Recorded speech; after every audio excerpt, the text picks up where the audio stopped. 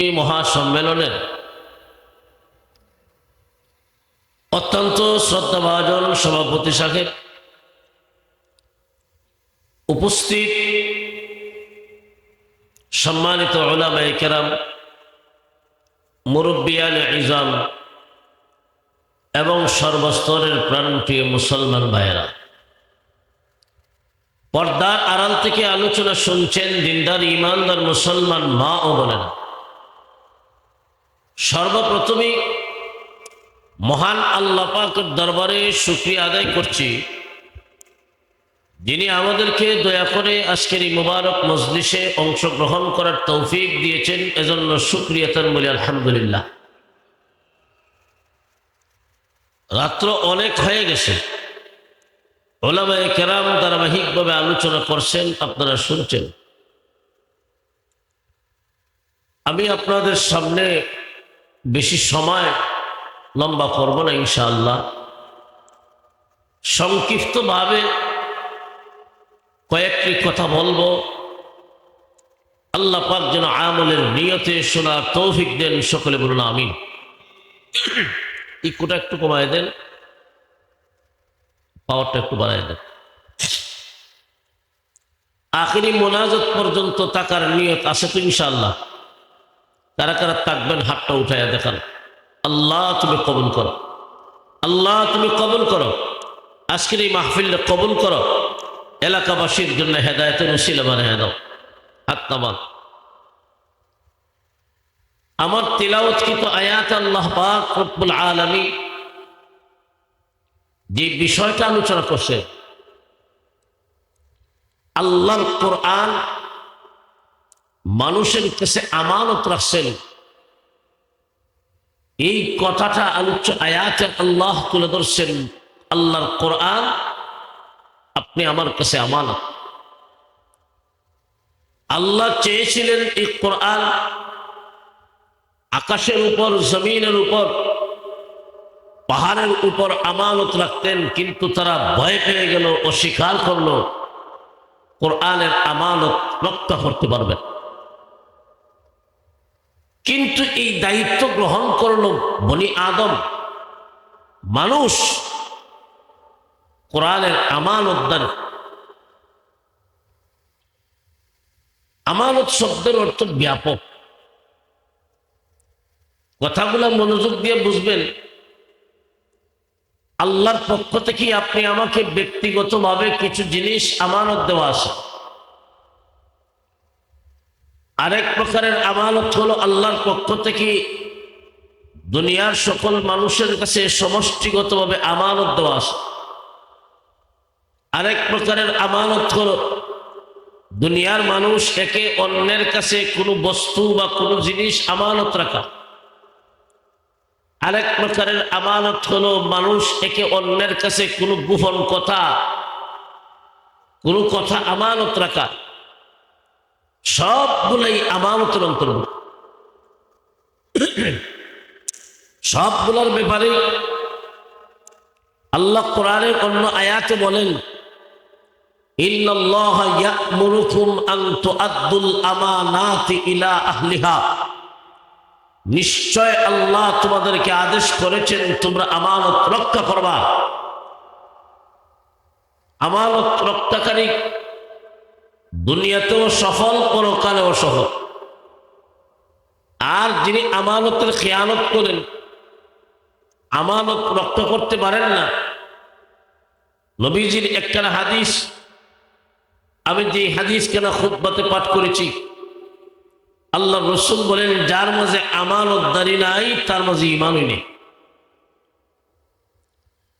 আল্লাহর পক্ষ থেকে আপনি আমাকে ব্যক্তিগতভাবে দেখেন কি আমানত দেওয়া আছে। আমার এই 3.5 হাত বডিতে দামি 2টা চক্ষু আল্লাহর পক্ষ থেকে দেওয়া আমানত, ঠিক না বেঠিক? আমার জিহ্বা দিয়েছেন কে? আমানত। আমার 2টা ঠোঁট দিয়েছেন কে? কথা বলবেন। আমার 2টা ঠোঁট দিয়েছেন কে? আমার 2টা কান দিয়েছেন কে? আমার 2টা হাত দিয়েছেন কে? এই সবগুলা অঙ্গ প্রত্যঙ্গ আপনি আমাকে আল্লাহর পক্ষ থেকে দেওয়া আমানত, এইগুলার মালিক আমি নই, যদিও দেখতেছেন আমার বডিতে লাগানো, কিন্তু মালিক আমি না। ঠিক না? এই জন্যে আপনি চাইলে আপনার একটা চক্ষু বিক্রি করতে পারবেন না, আপনি চাইলে আপনার কিডনি বিক্রি করতে পারবেন না, কারণ এইগুলার মালিক আপনি নন, এইগুলার মালিক কে? আল্লাহ আমানত রাখছেন। এই চোখ দিয়েছেন, কত দামি জিনিস আপনি বুঝবেন না। যার একটা চক্ষু নাই ওনাকে জিগায়। আল্লাহ দুইটা হাত দিয়েছেন, কত দামি জিনিস, এটা আপনি বুঝবেন না। যার একটা হাত নাই উনি বুঝবেন। ঠিক না বেটি? আলম নাজআল লাহু আইনাইন ওয়া লিসানান ওয়া শাফাতাইন ওয়া হাদাইনাহু নাজদাইন।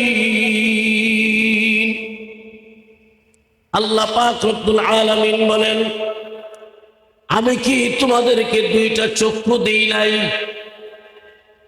ওয়া লিসানান ওয়া শাফাতাইন, আমি কি তোমাদেরকে জিহ্বা দেই নাই? দুইটা ঠোঁট কি আমি আল্লাহ দেই নাই? এটা ইস্তেফহাম ইনকারি, প্রশ্নবোধক। এইগুলা দিয়েছেন কে? আরো জোরে, এইগুলা আল্লাহর পক্ষ থেকে আপনি আমাকে দেওয়া আমানত। দুনিয়ার মানুষেরা, আমি আল্লাহ তোকে দুইটা চক্ষু দিলাম, ভালো জিনিস দেখবে। আমার সৃষ্ট জীব দেখে দেখে আমি আল্লাহর উপর ঈমান পরিপূর্ণ করবা। কিন্তু এই চক্ষু দিয়া আজকে আপনি আমার সমাজের অনেক মানুষ দেখবেন ভালো জিনিস দেখে নাও, আল্লাহর সৃষ্ট বস্তু দেখে গবেষণা করবে দূরের কথা, আল্লাহর কোরআন দেখে দেখে পড়বে দূরের কথা। এই চক্ষু দিয়া আজকে সমাজের মানুষ ভালোর তুলনায় খারাপ জিনিসটাই দেখে বেশি। ঠিক না? বর্তমান সময়ের যুবক যুবতী এই দুইটা চক্ষু দিয়া মানুষ এখন খারাপ কাজ দেখে, মোবাইলে ছবি দেখে, মোবাইলে নাটক দেখে। দুনিয়ার মানুষেরা অনেক বান্দা বান্দি এমন আছে, রাত্রে যখন ঘুমাইতে যায় মোবাইল হাতে নিয়ে ভিডিও ছবি দেখে দেখে ঘুমায়। ঠিক না বেটি? অনেকে দেখবেন কানে ইয়ারফোন লাগাইয়া গান শুনে শুনে ঘুমায়, অনেকে ভিডিও দেখে দেখে ঘুমায়। আপনারা জবাব দেন, গান শোনা আর মোবাইলে ছবি দেখা, নাটক দেখা, এইগুলা হালাল না হারাম? আরো জোরে। আল্লাহ বলেছেন, আমি তোকে দুইটা চক্ষু দিয়েছিলাম ভালো জিনিস দেখবে, দুইটা কান দিয়েছিলাম ভালো জিনিস শুনবা, কিন্তু না না, এইগুলার আমানত ধরে তুমি আদায় করো নাই।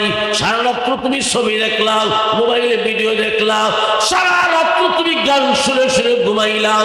মনে রাখবেন, ভালো করে মনে রাখবেন, কবিরা গুনাহ চলমান অবস্থায় কোনো মুমিন যখন কবিরা গুনাহে লিপ্ত হয়, ঈমান সাথে থাকে না, ঈমান সাথে থাকে না। গান শোনা আর ছবি দেখা এইগুলা কবিরা গুনাহ। একটা মানুষ যখন এমন অপরাধে লিপ্ত হয়, ঈমান তো সাথে নাই। পৃথিবীর মানুষেরা রে, তুমি যখন গান শুনতেছো, গান শুনতেছো, অনেক মানুষ দেখবেন গান বাজতে আছে, উনি ঘুমাইতেছেন, ঘুম চলে, গানও চলে। এই অবস্থায় যদি মরণ হয়, সম্ভাবনা আছে বেঈমান হয়ে দুনিয়ার থেকে বিদায় হইবা, ঈমান নিয়ে কবরে যেতে পারবা না। ও পৃথিবীর মানুষের, আল্লাহ তোমাকে আমানত দিয়েছিলেন দুইটা চক্ষু, কিন্তু ভালো জিনিস না দেখে এই যে ছবি দেখলাম, কিয়ামতের কঠিন ময়দানে আল্লাহর আদালতে প্রত্যেকটা আমানত বস্তুর হিসাব তোমাকে দেওয়া লাগবে।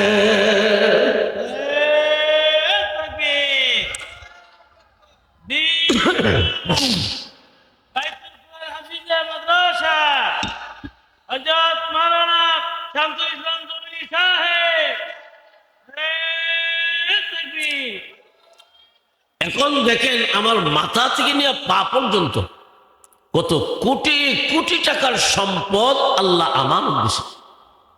একটু হিসাব করেন। এইগুলা মালিক, প্রকৃত মালিক কে? আল্লাহ। মালিক আমি না। আল্লাহ কোনটা কোন কাজে ব্যয় করবো তাও বলে দিছেন।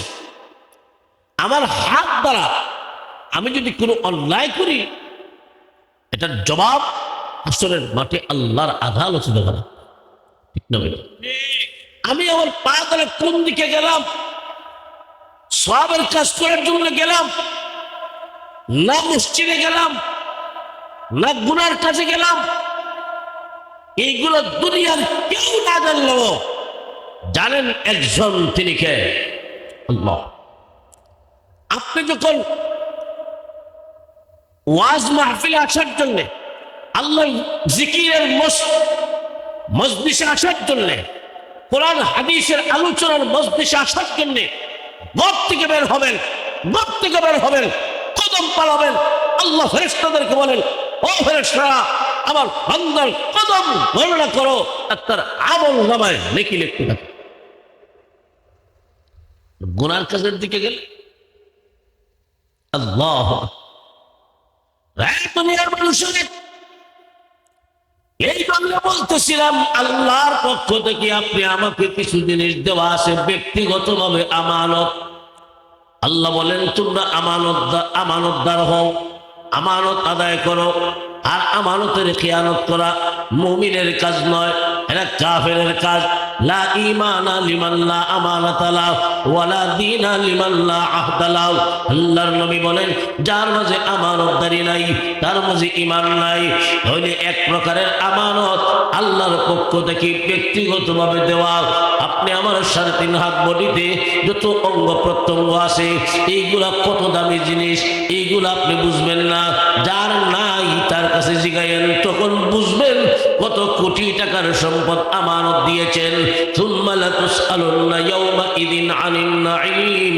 আল্লাহ বলেন, প্রত্যেকটা আমানত, প্রত্যেকটা নিয়ামতের হিসাব আমি আল্লাহর আদালতে তোমাকে দেওয়া লাগবে। 2 নম্বর, আল্লাহর পক্ষ থেকে সমষ্টিগতভাবে দেওয়া আপনি আমার কাছে আমানত। যেমন আল্লাহর কোরআন সমষ্টিগতভাবে দেওয়া আপনি আমার কাছে আমানত। হযরত মুহাম্মদুর রাসূলুল্লাহ সাল্লাল্লাহু আলাইহি ওয়াসাল্লাম আখিরি জামানার পয়গম্বর, আপনি আমার নবী, যার উপাধি হাবিবুল্লাহ। আল্লাহ লৌহে মাহফুজ থেকে আল্লাহর কোরআন, আল্লাহর কালাম জিবরাইল ফেরেশতার মাধ্যমে বিশ্ব নবীর সিনার মাঝে আল্লাহ নাযিল করেছেন। 23 বৎসরের নবুয়তের জিন্দেগিতে আল্লাহ রাসূল সাল্লাল্লাহু আলাইহি ওয়াসাল্লামের কাছে দুনিয়ায় আল্লাহ 23 বৎসরে জিবরাইলের মাধ্যমে তার কোরআন, তার কথা, তার কালাম আলা কলবিকা, আলা কলবে মুহাম্মদ সাল্লাল্লাহু আলাইহি ওয়াসাল্লাম নবীজির কলমের মাঝে আল্লাহ নাযিল করছেন। জিবরাইল যখন কোরআন নিয়ে আসতেন, নবীজি মুখস্থ রাখার জন্য খুব ঘন ঘন জিহ্বা নাড়াইতেন। আল্লাহ বলেন, লা তুহাররিক বিহি লিসানাকা লিতা'জালা বিহি ইন্না আলাইনা জামআহু ওয়া কুরআনা। হে রাসূল, কোরআন মুখস্থ রাখার জন্য তাড়াহুড়ার প্রয়োজন নাই। কোরআন নাযিল করেছি আমি আল্লাহ নিজ দায়িত্বে আপনার সিনার মাঝে হেফাজত করে দেব। আল্লাহর নবী 23 বছরের নবুয়তের জিন্দেগিতে আল্লাহর পক্ষ থেকে যত ওহী প্রাপ্ত হলেন সব কিছু উম্মতের কাছে পৌঁছায় দিয়েছেন। সাহাবায়ে কেরামকে, লক্ষ সাহাবীদের সামনে বিদায় হজের দিন আল্লাহর রাসূল বলেন, ও আমার সাহাবীরা, আল্লাহ পাক আমার কাছে যা কিছু নাজিল করছেন আমি কি তোমাদের কাছে সঠিকভাবে ঠিকভাবে পৌঁছায়া দিয়েছি? সাহাবীরা ওই দিন বলেছিলেন, হ্যাঁ, একটু গ্রহণ করেন নাই, সব পৌঁছায় দিয়েছে। তখন ওই যে বিদায় হজের মাসে নবীজির জীবনের শেষ হজ, এটাই প্রথম হজ, আবার এটাই বিদায় হজ। নবীজি আকাশের দিকে আঙ্গুল উঠাইয়া, শাহাদত আঙ্গুল উঠে ইশারা করলেন, আল্লাহুম্মা শাহাদ, আল্লাহুম্মা শাহাদ, আল্লাহুম্মা শাহাদ। আল্লাহ, তুমি সাক্ষী থাকো, তুমি আমার কাছে যা দিয়েছিলা আমি সব আমার উম্মতের কাছে পৌঁছায়া দিছি, একটাও গোপন করি নাই, সব পৌঁছায়া দিছি। আমার 1.5 লক্ষ সাহাবী সাক্ষী দিতেছে। প্রভু যা কিছু দিয়েছিলাম একটাও গোপন করি নাই, সব কিছু পৌঁছায়া দিলাম। আল্লাহ এই ব্যাপারে আমার 1.5 লক্ষ সাহাবী সাক্ষী। আমার সাহাবীদের সাক্ষীর উপরে তুমি আহকামুল হাকিমিন সাক্ষী হইয়া যাও। আমি যে সব পৌঁছায় দিছি, এই কথাটা সাক্ষী দিতেছে। আল্লাহ তুমি সাক্ষী থাকো কিয়ামতের মাঠে। আল্লাহ তুমি যখন জিজ্ঞাসা করবা, তোমার কোরআন আমার কাছে আমানত দিয়েছিলা, এই আমানত কতটুকু আদায় করেছি, আমার সাহাবীরা সাক্ষী দিতেছে পরিপূর্ণ আদায় করেছি, একটাও গোপন করি। সুবহানাল্লাহ।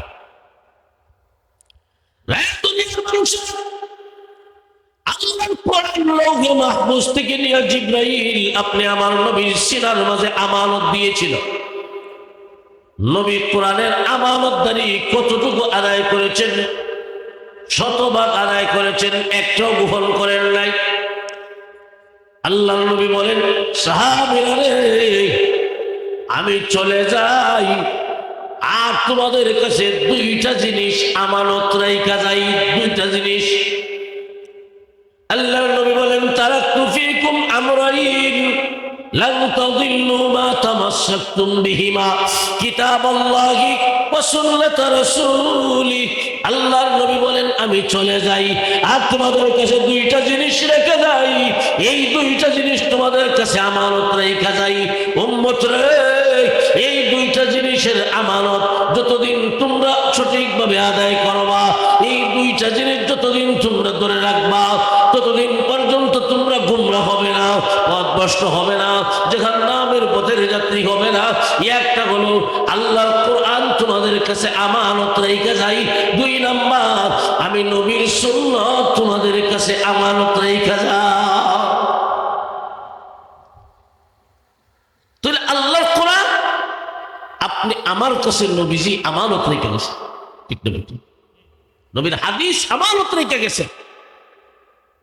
আর প্রত্যেকটা আমানতের হিসাব আল্লাহর আদালতে দেওয়া লাগবে। কোনো সন্দেহ আছে? আবার এই জন্য আপনি নিজে নিজে একটু হিসাব মিলান। আল্লাহর কোরআন যে আপনার কাছে আমানত, আমার কাছে আমানত, আপনার কাছে আমানত, আপনার সন্তানের কাছে আমানত, আপনার বাবার কাছে আমানত, আপনার ভাইয়ের কাছে আমানত, দুনিয়ার মানুষের কাছে আমানত। কতটুকু আমানতদারি আদায় করেছেন জবাব দেন, একটু হিসাব মিলান। কোরআনের আমানতদারি কেমনে আদায় করবেন? ও দুনিয়ার মানুষেরা, কোরআনের আমানতদারি আদায় কিভাবে করবেন, কিভাবে করবেন, কেমনে আদায় হবে, কেমনে আদায় হবে, এটা আপনাকে আগে জানতে হবে। 1 নাম্বার, আমি মুসলমান, আমি মুমিন, আমার উপর ফরজ হলো আল্লাহর কোরআন দেখে দেখে পড়তে পারি। আল্লাহর কোরআন দেখে দেখে পড়তে পারা এটা দুনিয়ার সকল মুমিন নারী পুরুষের উপর ফরজ। না কোনো সন্দেহ আছে? হাফেজ হওয়া ফরজ নয়, আলিম হওয়া ফরজ নয়। আল্লাহর কোরআন দেখে দেখে পড়তে পারেন, এটা মুমিন হিসাবে সকলের উপর সমানভাবে ফরজ। এটা হলো কোরআনের আমানতদারি আদায় হবে। আপনি পড়তে পারেন না, আপনি কেমন মুসলমান আর কেমন মুমিন?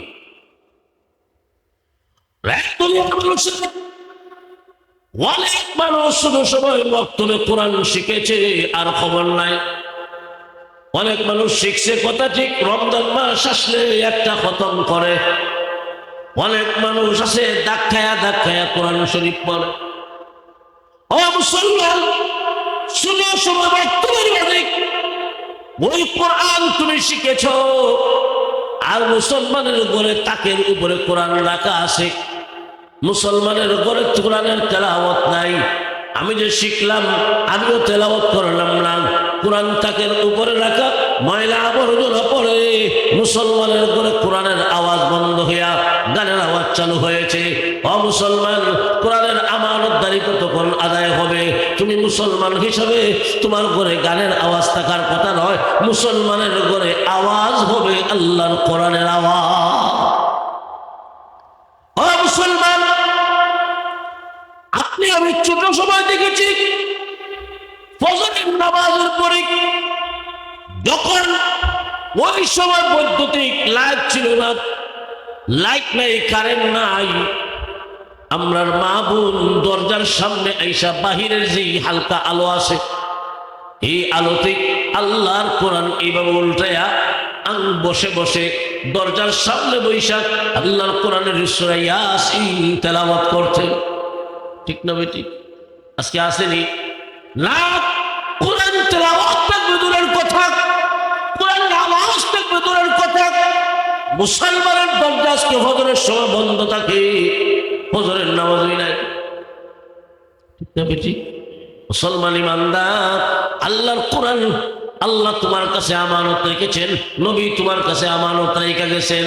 আজকে আপনি আমি কোরআন পড়তেও পারি না, কোরআন পড়িও না, ঘরেও কোরআন নাই, কোরআনের আওয়াজ নাই, কোরআনের তেলাওয়াত নাই। যেই ঘরে আল্লাহর কোরআনের তেলাওয়াত হবে না সেই ঘরে আল্লাহর রহমত বরকত নাজিল হবে না। কোরআন তেলাওয়াত চালু করে আল্লাহর রহমত বরকত নাজিল হবে। তাহলে আল্লাহর কোরআন আপনি আমার কাছে আমানত, এই আমানতদারি কিভাবে আদায় হবে? আমি মুসলমান হিসাবে আল্লাহর কোরআন শিক্ষা করা, দেখে দেখে পড়তে পারা ফরজ ছিল আমানত। ঠিক না বেটি? আমার সন্তানের হওয়া ফরজ। এখন আজকে আমি মুসলমান, আমি ইমানদার, আমার সন্তানকে আমি কোরআন পড়াই না, ইংলিশ পড়াইতেছি।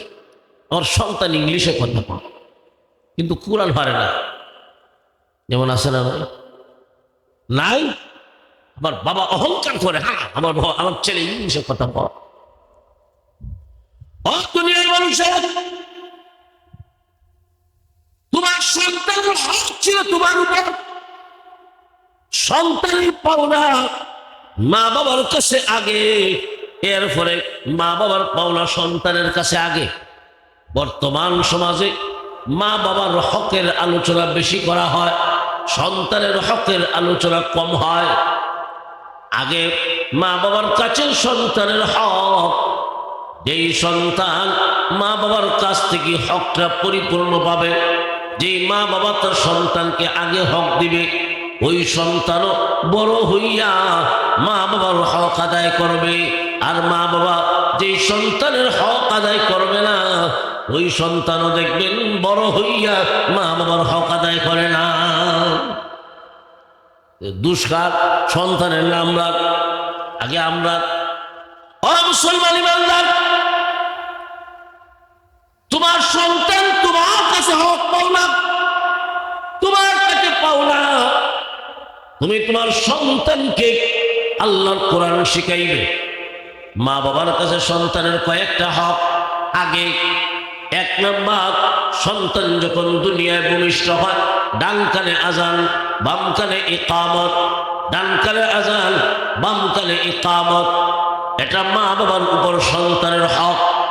2 নাম্বার, 7 নাম্বার দিনে মাথার চুল মুন্ডন করিয়া এই পরিমাণ স্বর্ণ অথবা রূপ আল্লাহর রাস্তায় সদকা করবা। 3 নাম্বার, সুন্দর একটা নাম উপহার দিবা, এমন নাম দিবা রে শুনলেই যেন বোঝা যায় এটা মুসলমানের সন্তান। ঠিক না বেটি? মুসলমান, এইগুলো তোমার সন্তান, তোমার উপর হক ছিল, পাওনা ছিল। আর সন্তান যখন ধীরে ধীরে কথাবার্তা শিখবে, ওই সময় সর্বপ্রথম যেই কালাম, যেই বাক্যটা তুমি শিক্ষা দিবা, যেই কথাটা তুমি সব শিক্ষা দিবা, যেই শব্দটা তুমি শিক্ষা দিবা, এই শব্দটা হলো আল্লাহ আল্লাহ, এই শব্দটা তুমি শিক্ষা দিবা। সন্তানের মুখে একটা একটা কথা যখন ছুটে আল্লাহ আল্লাহ শিক্ষা দিবা। আর যখন তুমি তোমার সন্তানকে পড়ালেখা শিখাইবা, অক্ষরের জ্ঞান যখন দিবা, সর্বপ্রথম আল্লাহর কোরআনের জ্ঞান তোমার সন্তানকে তুমি দিবা। মা বাবা সন্তানকে করে আল্লাহর কোরআনের জ্ঞান শিক্ষা দিবে, আলিফ শিখাইবে, বা শিখাইবে, আরবি 29টা হরফ শিখাইবে।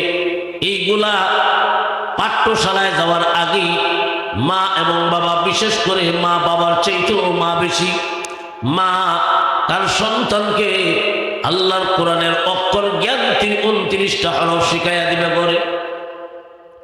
ওই সন্তান যেহেতু মুসলমান, তোমার সন্তান যেহেতু মুসলমান, তোমার সন্তানটাকে তুমি প্রাথমিক শিক্ষা দিবা, প্রাথমিক শিক্ষা দিবা ইসলামের শিক্ষা, প্রাথমিক শিক্ষা দিবা কোরআনের শিক্ষা।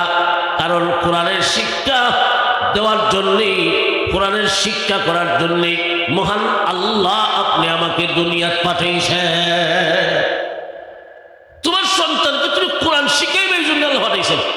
ইংলিশ শিখাইবা, ইংলিশে কথা বলবে, এটার জন্য নয়। আল্লাহ পাঠাইছেন কোরআন শিক্ষা করবে, আর কোন উদ্দেশ্য নয়। যেমন দেখেন সূরাতুর রহমান, আর রহমান একটা সূরা আছে না নাই? এটা মুসলমান হিসাবে সকলের জানা থাকা দরকার। কোরআনের কয়টা সূরা, কয়টা আয়াত, কোরআন দেখে দেখে পড়তে পারা, আল্লাহর হুকুম আহকাম মানতে যে জ্ঞান শিক্ষা করা দরকার, এই জ্ঞান শিক্ষা করা সকলের উপর সমানভাবে ফরজ, না কোনো সন্দেহ আছে? ভাই দেখেন, আমি মুসলমান, আমাকে আল্লাহ দুনিয়াত পাঠাইছেন কোরআন শিখব। সূরাতুর রহমানে আল্লাহ পাক রহমানের পরিচয় দিয়েছেন কোন একটা প্রশ্নের জবাবে। একটা আয়াত নাযিল হলো, কুল আল্লাহ আউ উদউর রহমান, তোমরা আল্লাহকে ডাকো অথবা রহমানের নাম নিয়ে ডাকো।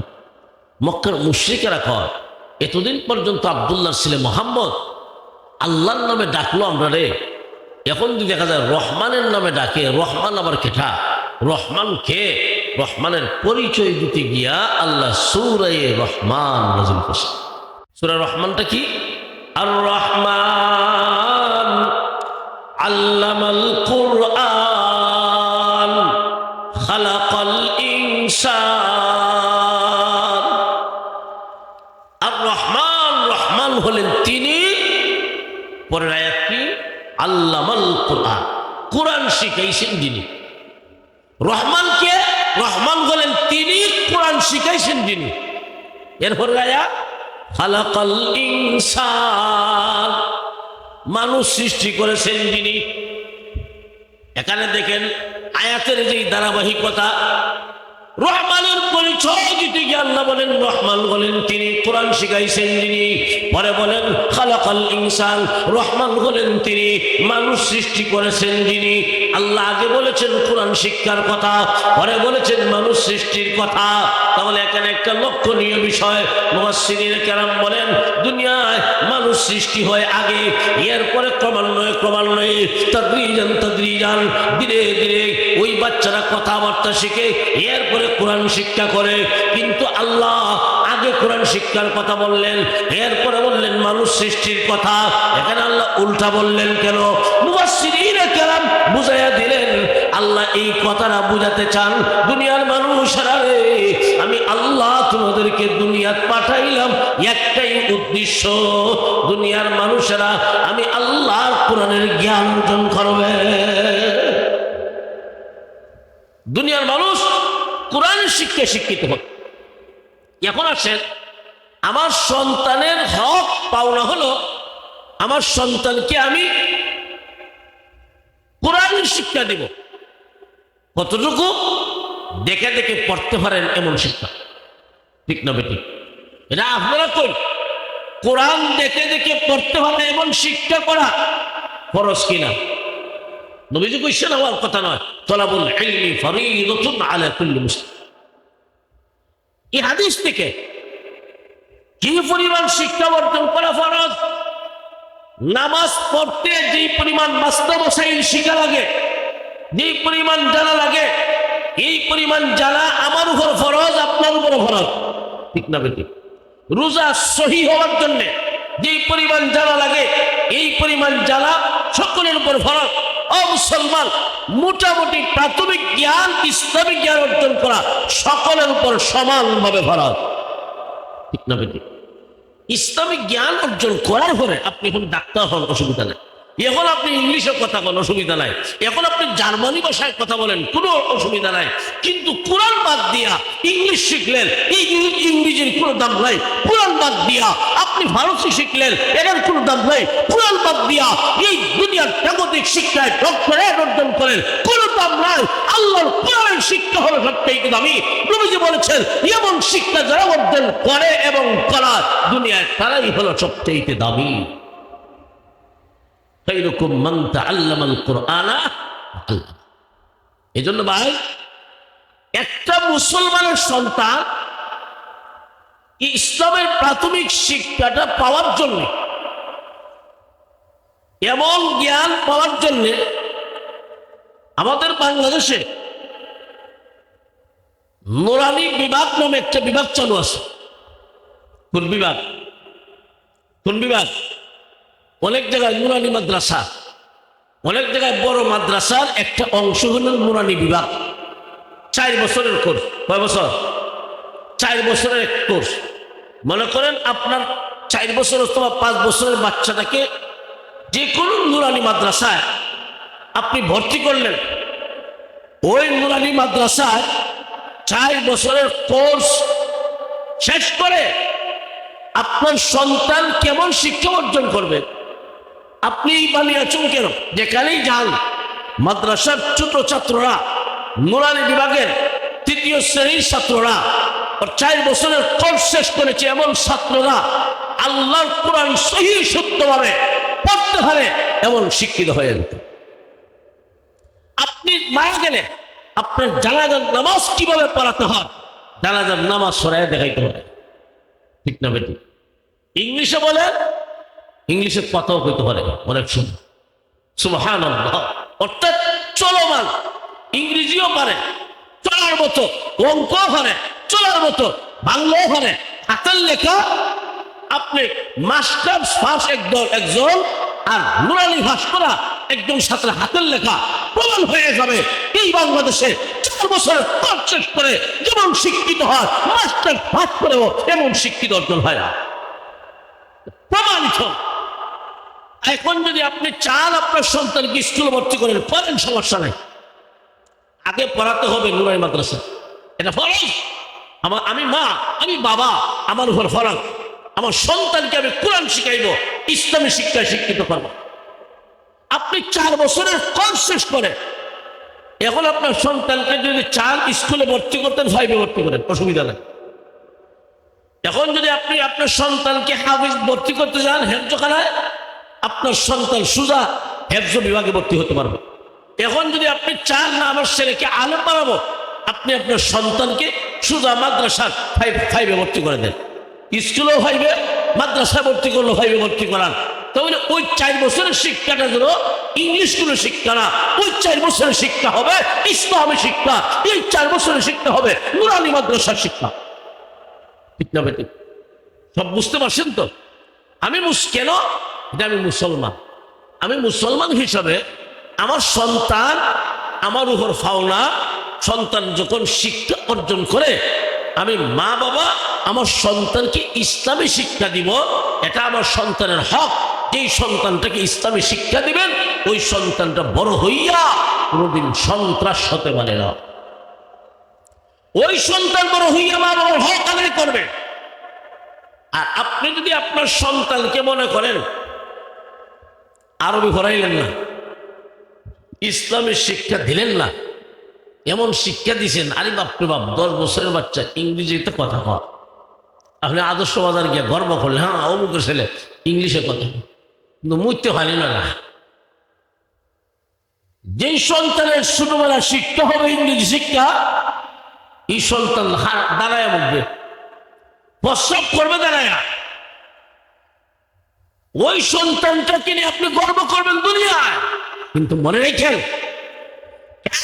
কঠিন ময়দানে ওই সন্তানটাকে যখন আল্লাহর আসামির কাঠগড়ায় দাঁড় করানো হবে, সন্তান কিয়ামতের মাঠে আল্লাহর কাছে বলবে, আল্লাহ দোষ তো আমার না, আমার মা বাবাকে আনেন, আমার মা বাবা কেন আমাকে কোরআন পড়াইলো না, আমার মা বাবা কেন আমাকে ইসলামী শিক্ষা দিল না, আল্লাহ আমার তো কোনো দোষ নাই। ওই সন্তান কিয়ামতের মাঠে মা বাবাকে আল্লাহর আদালতে আসামি বানাইব। আপনি শিখাইলেন দুনিয়া, ইসলামী শিক্ষা না দেওয়ার কারণে আপনি আসামি হবেন, সন্তান আপনাকে আল্লাহর আদালতে কাঠগড়ায় দাঁড়াবে। এই জন্য ভাই, আমার সন্তানকে আমি প্রাথমিক শিক্ষা দিব, ইসলামী শিক্ষা, আল্লাহর কোরআন দেখে দেখে পড়তে পারবে, নবীর হাদিস পারবে, ইসলামের মাস্তামাসাইল চলার মতো মাস্তামাসাইল শিখতে পারবে। এরা কোন বিভাগে ভর্তি করলে? নুরানি বিভাগে। কোন বিভাগে? নুরানি মাদ্রাসা, মানে প্রাথমিক শিক্ষা। আপনি মুসলমান 4টা বছর মাদ্রাসায় পড়া। কয় বছর? 4 বছর। ও ভাই, একদিন বুঝবেন, এটা আমাদের দায়িত্ব ছিল, বলে গেলাম। আমি মুসলমান প্রত্যেকটা সন্তানকে বাছাই করে না, অমুক আর তমুক না।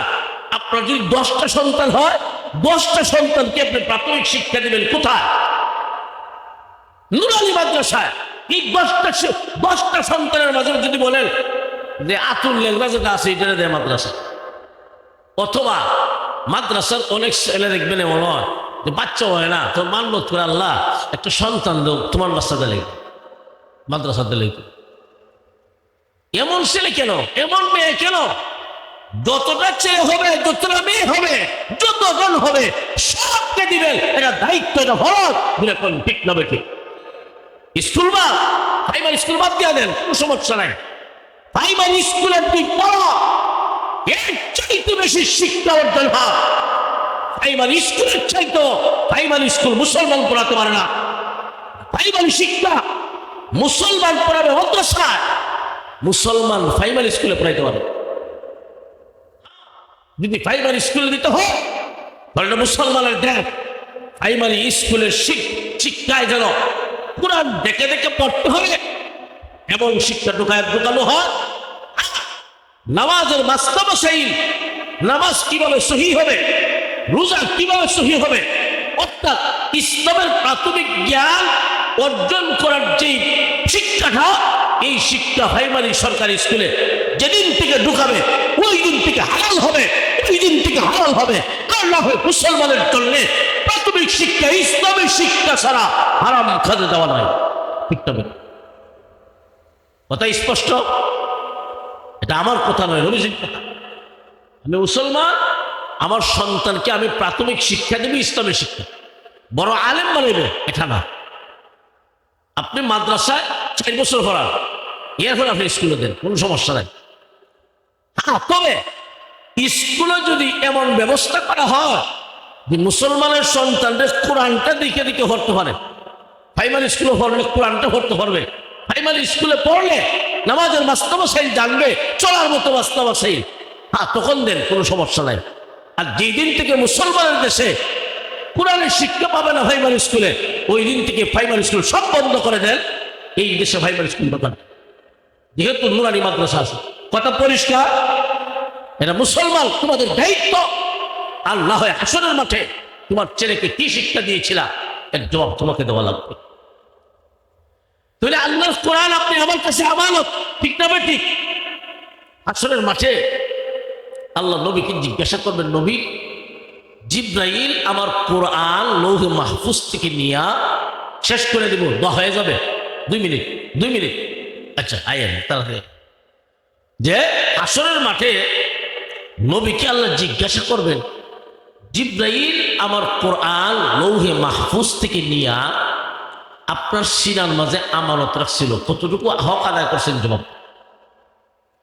তখন ওই হাসরের মাঠের নবীজি বলবেন, আল্লাহ আপনার কোরআন জিব্রাইল ফেরেশতা আমার কাছে জিব্রাইলের মাধ্যমে আপনি দিয়েছিলেন, আমি আমার উম্মতের কাছে সঠিকভাবে পৌঁছাই দিছি।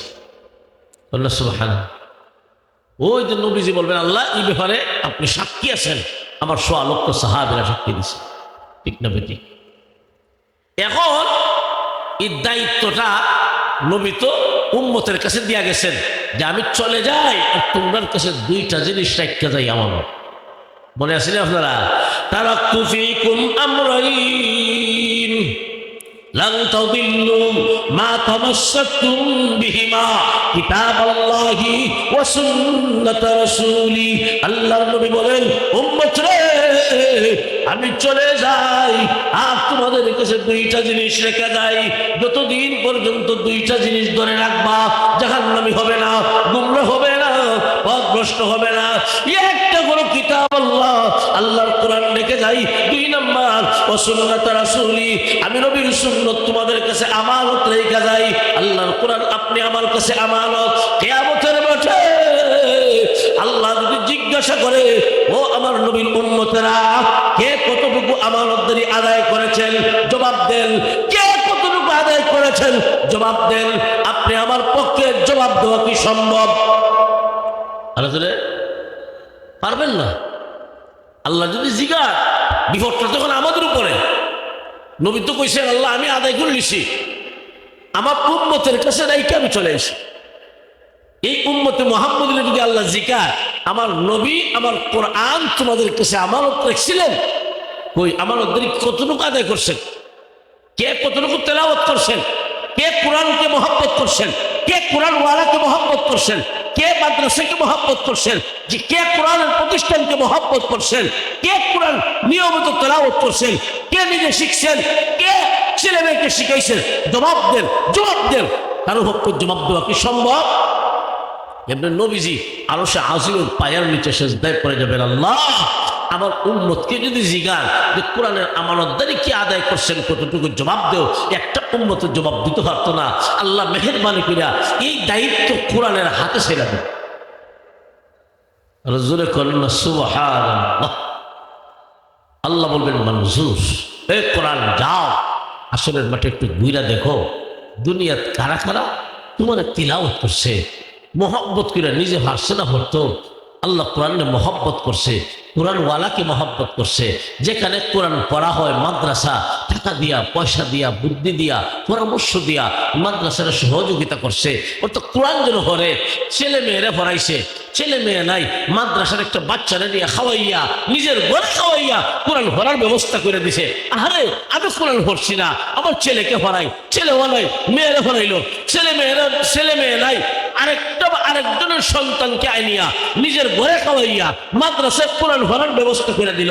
ওই কোরআন হাসরের মাঠে এমন মানুষ দুইরা লই যাব আল্লাহর কাছে। আল্লাহ আনছে, আল্লাহ বললেন, এটা তো নামাজ একটাই পড়ছে না, সব জাহান্নামী, একটা নামাজ পড়ে। কোরআন কইব, আল্লাহ নামাজ পড়ছে না তো কি হয়েছে? এরা আমার মহব্বত করছে। জোরে করুন না সুবহানাল্লাহ। প্রভু আমি খেলেছি, ওরা কে আসেন? আল্লাহ সারা রাত্র আমাকে তেলাওয়াত করছে, সকাল সন্ধ্যা আমাকে তেলাওয়াত করছে।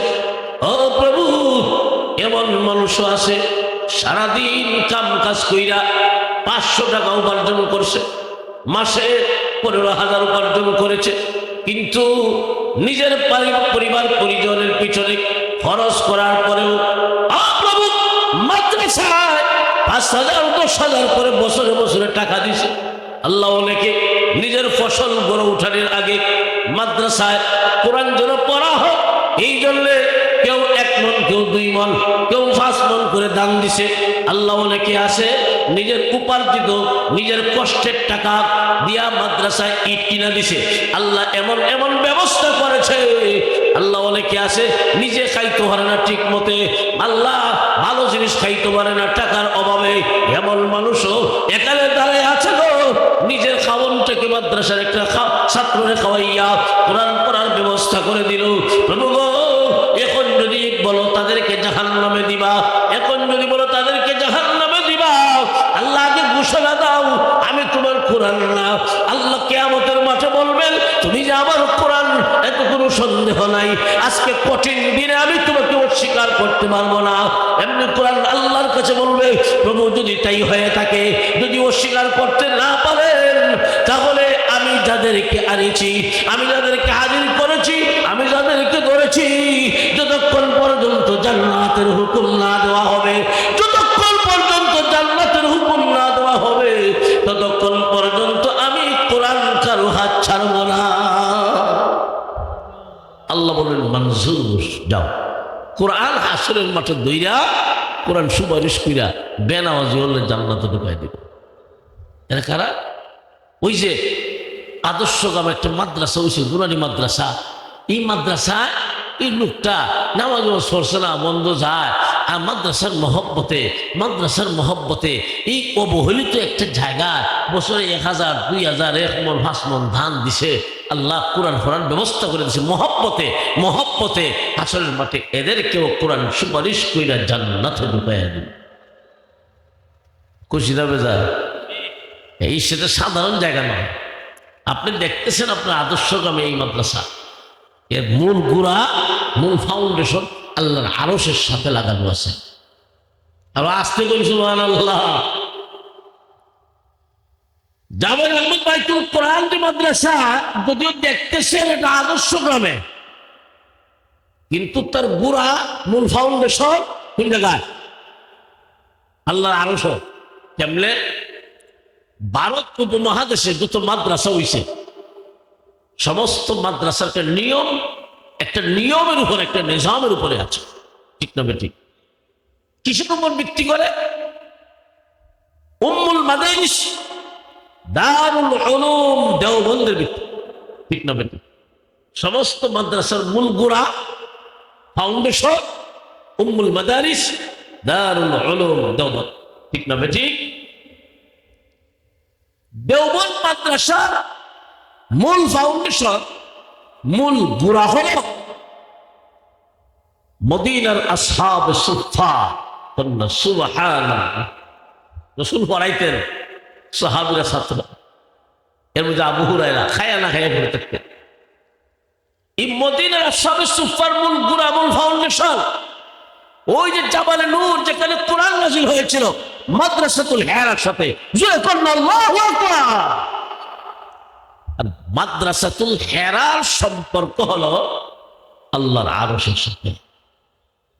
এই মাদ্রাসার সংযোগ দেওবন্দের সাথে, দেওবন্দের সংযোগ মদিনার আসহাবে সুফফার সাথে, মদিনার আসহাবে সুফফার সংযোগ মাদ্রাসাতুল হেরার সাথে, মাদ্রাসাতুল হেরার সংযোগ আরশের সাথে। আপনি দান করতেছেন এখানে, আল্লাহু আকবার। মাদ্রাসা দেখতেছেন টিনের ঘর, কোন না কোন একজন আল্লাহর বান্দা দিছেন। মাদ্রাসা মসজিদ এমনই হয়, মানে আপনি যদি মনে করেন না এটা অমুকের মাদ্রাসা, আমি কেন দিতাম, ভুল করবেন, সাবধান। আপনি ঠেকায় দেখেন মাদ্রাসা মসজিদ তো অমুক যে দিছে, দেখেন নিজের বাহাদুরি আর অহংকারের জন্য না। মসজিদ মাদ্রাসা তো এমনই হয়, যে সমস্ত বান্দাবান্দির অন্তরে আল্লাহ মহব্বত বেড়ে যায়, এরা তাদের ইনকামের একটা অংশ থেকে মসজিদের জন্য দান করে, মাদ্রাসার জন্য দান করে। কেউ 10 জনে মিলা দেয়, কেউ 1 জনে দেয়। আবার পরবর্তীকালে এই মাদ্রাসা এখানে এত বড় থাকবে না আরো বড় হবে আপনি জানেন না, কিন্তু আপনার জীবদ্দশায় মাদ্রাসা প্রতিষ্ঠিত হয়েছিল। এমন একদিন আসবে বিশাল এলাকা নিয়ে এই মাদ্রাসা বড় হবে, ওই দিন আপনি থাকবেন না, কবরে ঘুমাবেন। কিন্তু প্রতিষ্ঠা লগ্নে আপনি যে ছিলেন, আপনি যে মাদ্রাসা বড় হওয়ার জন্য চায় চন্দা দিতেন, দান খয়রাত করতেন, মহব্বত করতেন, পরামর্শ দিতেন, আপনি কবরে ঘুমাইবেন। এই মাদ্রাসার একটা সবার অংশ আপনার কবরে যেইতেই থাকবে। এটাকেই বলা হয় সদকায়ে জারিয়া। এটাকে বলা হয় সদকায়ে জারিয়া। মাইকের হালত আর আমার গলার হালত আজকে একদম। মাইকও আওয়াজ দিলে এটাও গুড়গুড়ি করে, আমার গলাও কুসুসে কাশ।